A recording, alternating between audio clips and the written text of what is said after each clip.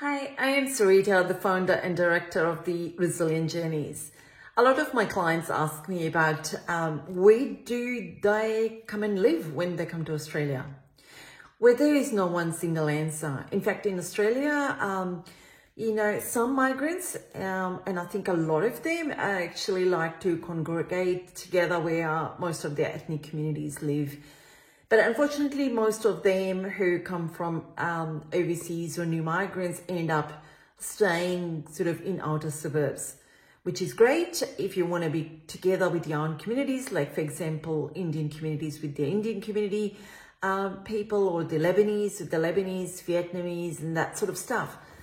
The only problem though is in the outer suburbs where most of these communities live, is while you have got lots of people from your background and the land is quite affordable. You can buy houses if you have got enough money to do so.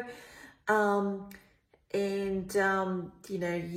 get a lot of those kind of community facilities like temples, mosques, etc.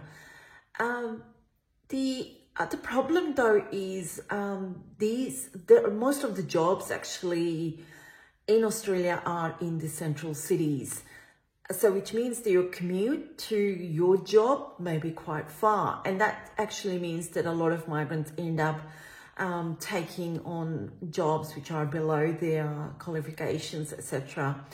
And some who do end up taking a job in their field and are prepared to travel, they end up traveling for about an hour or more to get to the jobs in the morning, which can be quite a bit of daunting experience for a lot of people and adds to the stress. On the other hand, some of the migrants actually end up in the middle suburbs or even inner cities, and they're closer to the jobs and there's a lot more opportunities. But of course, it is really difficult to afford to buy that sort of big houses. If you have the dream of big houses, you might have to compromise to buying something smaller like apartments and units, or end up renting. The other thing is, like the integration into society.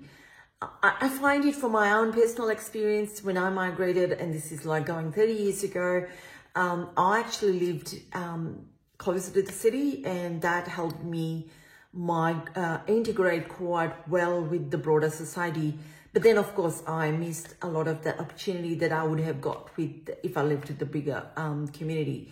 So I think you have to balance what you really want and need, and then find ways of, if you did live in in the middle of the city or closer to your work locations, find out how you can then commute, or not commute, but go back to the community for your connection with them. Or if you live in the outer suburbs where your ethnic community lives, have you got the budget and time that you can spend on commuting to the jobs you like? So there is no answer, but I think the most important thing is do your homework and work out what are you prepared to compromise before you come to the country.